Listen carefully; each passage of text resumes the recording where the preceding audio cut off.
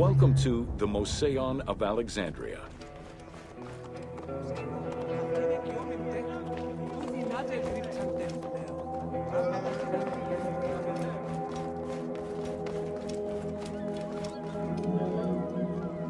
The Moseon was a sector of the city commissioned by Ptolemy I to rival Athens' Academy as an institute of intellectual pursuit.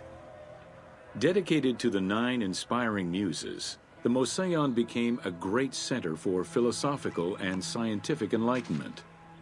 It welcomed scholars from many kingdoms, inviting them to share knowledge in literature, science, and geography.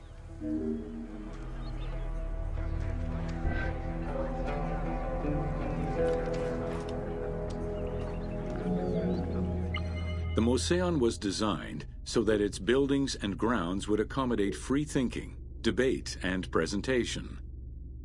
Meeting spaces and theaters surrounded a main courtyard. Expansive gardens were filled with exotic plants that aided in the study and supply of herbs and medicines. A zoo offered the study of animal behavior and physiology. Also among the Moseon's many star attractions was its astronomical observatory.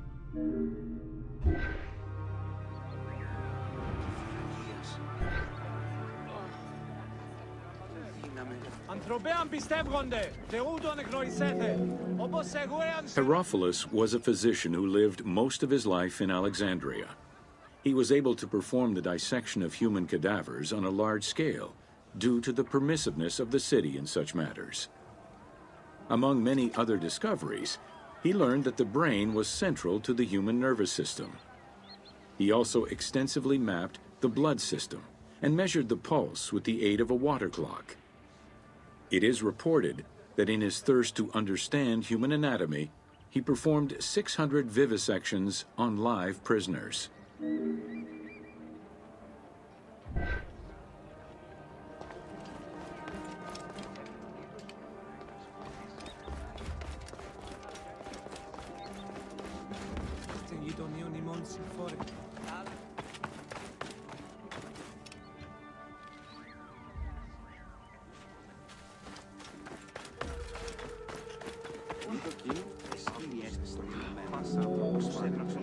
In order to be free to pursue their research, scholars were fed and housed at the Moseon at the government's expense.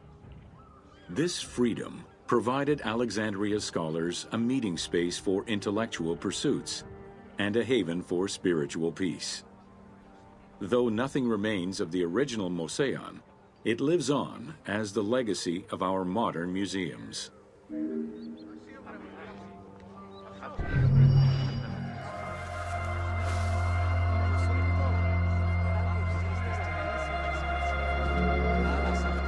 In order to be free to pursue their research, scholars were fed and housed at the Moseon at the government's expense.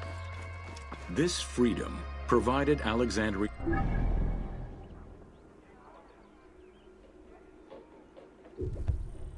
scholars a meeting space for intellectual pursuits and a haven for spiritual peace. Though nothing remains of the original Moseon, it lives on as the legacy of our modern museums.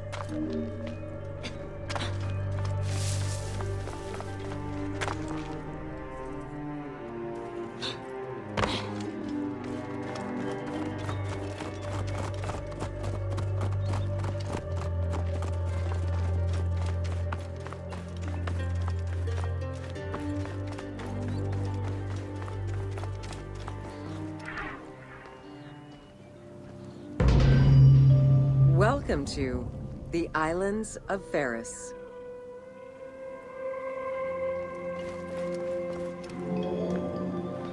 The Heptastadion was a bridge-like causeway connecting the island of Pharos to mainland Alexandria. Its name is based on the Greek terms of measurement, hepta, meaning 7, and stadion, which is a measure of length of roughly 180 meters.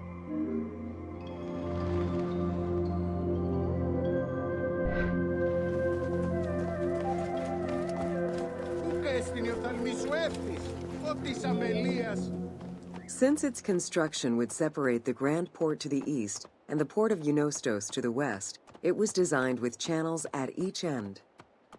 These openings allowed passage from one port to the other.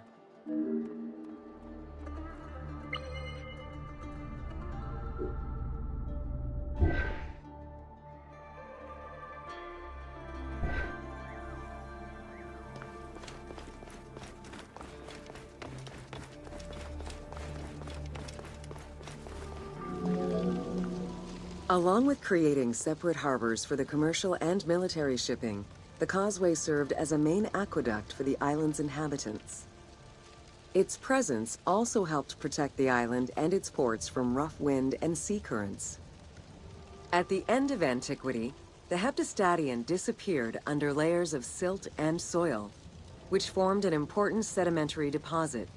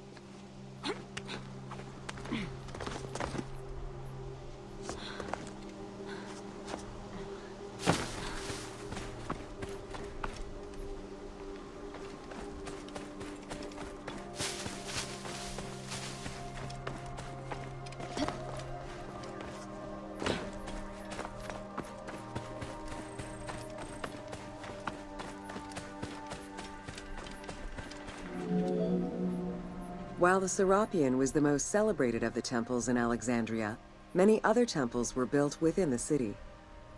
Most of these structures have been completely erased over time, and there is no way to discern how many existed.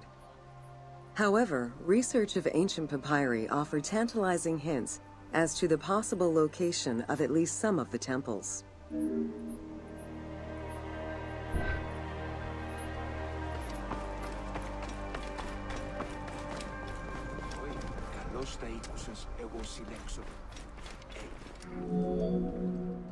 Both papyri and coins reveal evidence of many temples built for the gods. Poseidon, the god of the sea, likely had an edifice in his honor west of this island, as well as on the mainland. This temple next to you is dedicated to Isis Pharia, the divine protector of the lighthouse. This location hosted annual celebrations in the month of April, known as the Sacrum Pharia, in connection to the lighthouse. In her incarnation as Isis Fortuna, the goddess carries a rudder and a cornucopia, both symbols of good luck for navigators.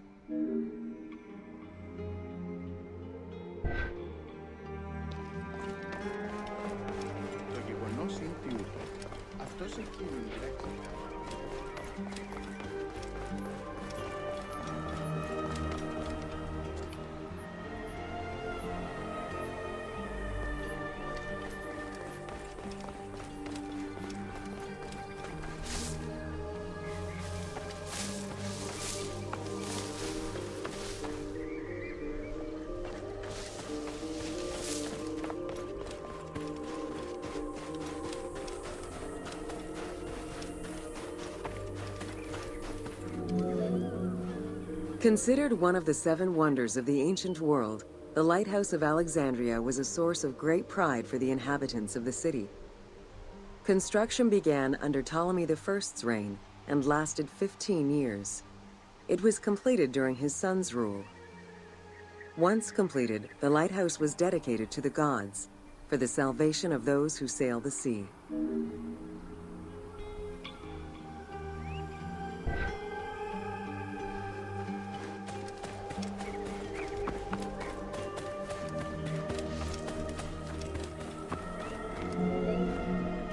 Built on the island of Pharos, the stone structure was 3 tiers set on top of one another in a step formation. The second floor consisted of an octagonal tower, and the top floor was a cylindrical tower topped by a statue. The interior provided space for staff rooms and a ramp which allowed the transport of fuel to the upper floors.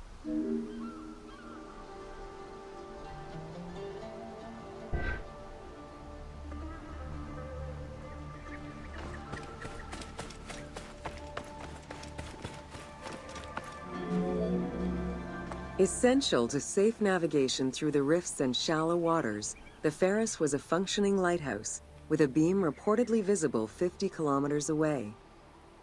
It's unclear what kind of fuel was used or how much. Any other details of how the light worked remain a mystery.